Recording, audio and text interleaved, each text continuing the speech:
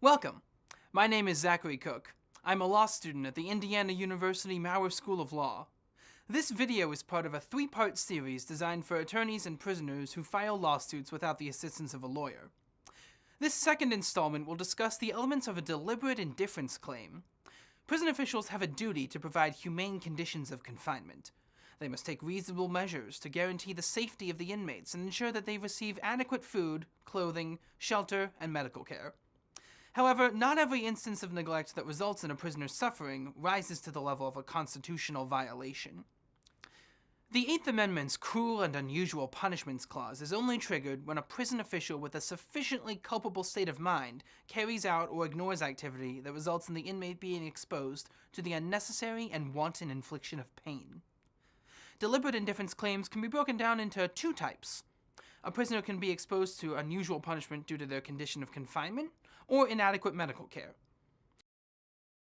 Perhaps a simple condition of confinement example will make the distinction clear. A sewer line ruptures in a prison facility, causing contaminated water to flood the cells. Due to the condition of the inmate's cell, he contracts a stomach virus, causing uncontrollable vomiting and defecation. The prison officials are obviously aware that knowingly leaving an inmate in a cell that is soiled in sewage is a safety and health risk. A jury may find that, knowing the risks associated with the action, leaving an inmate in an unreasonably dangerous environment constitutes deliberate indifference. The second type of deliberate indifference claim is when a medical professional provides inadequate care. For example, in Washington, an inmate with multiple sclerosis was awarded $549,000 in damages when multiple prison doctors denied the inmate access to an increased dose of a generic, non-addictive nerve pain medication used to alleviate neuropathic pain. Since the prescribed dosage was higher than the standard dose recommended by the Department of Corrections, the prison medical staff denied the inmate access to the increased dosage and implemented a less effective treatment. The jury found that the inadequate medical care that the inmate received was the result of deliberate indifference by prison officials to a serious medical need. To determine if a prisoner has been subjected to inhumane prison conditions, the Supreme Court has instructed judges to perform a two-prong analysis. The first prong examines whether a plaintiff suffered from an objectively serious condition. The objective component asks the question, was the deprivation sufficiently serious? The second prong examines the prison official's subjective state of mind. The subjective component asks the question, did the prison official act or fail to act with a sufficiently culpable state of mind? In both the condition of confinement example and the medical care example, the condition is sufficiently serious because a delay in treatment exacerbated the injury and resulted in unnecessary pain and suffering. In other words, both the underlying illness and the untreated pain are separate harms that may be objectively serious. However, not every instance of pain suffered as the result of a delay in care is actionable. To have a meritorious claim, the defendant must possess a sufficiently culpable state of mind.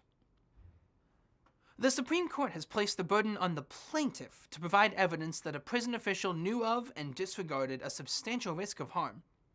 However, to prove the prison official disregarded a substantial risk, the plaintiff must overcome several hurdles. First, judges do not evaluate a prison official's actions using a negligence standard. Negligence alone does not rise to the level of a constitutional violation merely because the victim is a prisoner. Second, there is little direct evidence because officials rarely admit that they were deliberately indifferent to a prisoner's needs.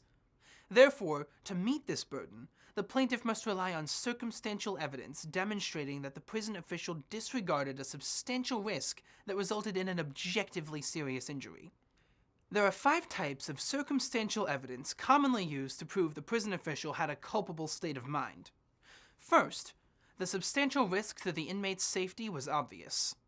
Second, the prison official refused to implement the treatment instructions of a medical specialist who is familiar with the inmate's medical background. Third, the prison official did not comply with published requirements for the treatment and care.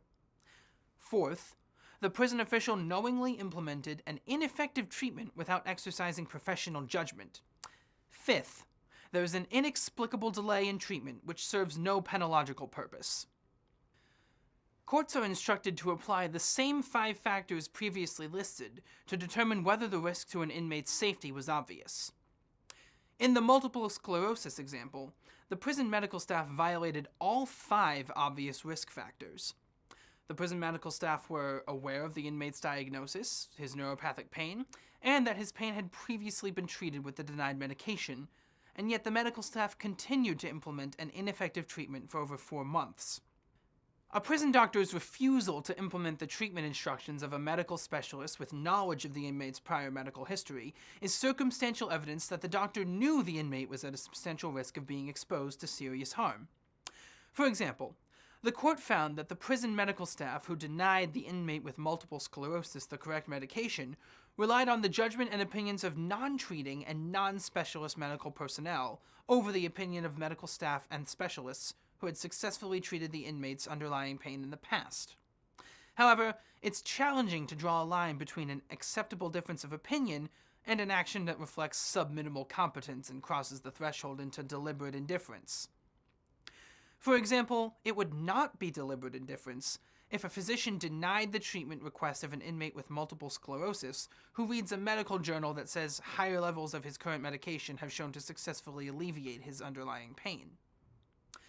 The failure to comply with published requirements for the treatment and care of prisoners is circumstantial evidence that a prison official knew of a substantial risk of serious harm. For example, in Maurer, the court found it compelling that a prison nurse was aware that the inmate needed medical attention for her chest pain, but denied her aid because the infirmary was closed.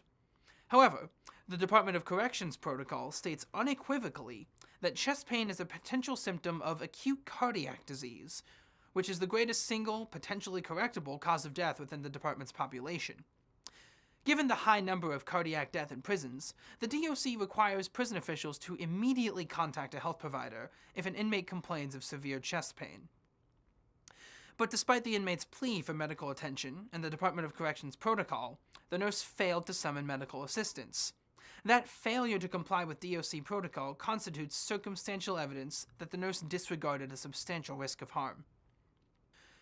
Knowingly implementing an ineffective or easier and less efficacious treatment without exercising professional judgment is circumstantial evidence that a prison official knew of a substantial risk of serious harm. The Seventh Circuit has consistently held that the callous disregard for patient safety satisfies the subjective intent requirement. For example, if, knowing a patient faces a serious risk of appendicitis, the prison official gives the patient an aspirin and sends him back to his cell, a jury could find deliberate indifference, even though the prisoner received some treatment. Furthermore, while treatment cost is a factor in determining what constitutes adequate care, physicians cannot prescribe a cheaper treatment that they know is ineffective. An inexplicable delay in treatment, which serves no penological interest, is circumstantial evidence that a prison official knew of a substantial risk of serious harm. Furthermore, the injury does not need to be exacerbated for the delay in treatment to be actionable. The failure to treat the underlying pain alone can be enough to constitute deliberate indifference. For example, in Maurer, the court found that, given its availability, failing to provide inmates diagnosed with gastroesophageal reflux disease, more commonly known as heartburn, with over-the-counter medication supported an inference of deliberate indifference. Without the medication to stop the flow of stomach acid from burning the lining of the esophagus, the inmate's pain was unnecessarily prolonged. What I have spoken about so far are the various factors that the plaintiff must overcome in order to state a meritorious claim for deliberate indifference. Now we're going to focus on how to file a claim against a private company who contracts with a prison facility to provide goods and services. When a corporation acts under color of state law by contracting to perform a government function, they are treated as a government entity for purposes of Section 1983 claims. Therefore, it is not unusual for prisoners to name the corporation that employs the prison medical providers as a defendant in the deliberate indifference suit. However, to state a deliberate indifference claim against a corporation, the prisoner must allege that he suffered a constitutional deprivation as the result of an express policy or custom of the corporation. For example, a prisoner can allege that the corporate defendant has a practice of delaying medical care, including pain medication, for serious medical needs, and as a result, his broken bone went undiagnosed for an excessive amount of time, and he was only provided an ace bandage, crutches, and aspirin for pain. This would be sufficient to allege a policy claim against the corporate defendant. Thank you for watching the second video in our 3-part series. I hope that you now have a better understanding of the elements of a deliberate indifference claim.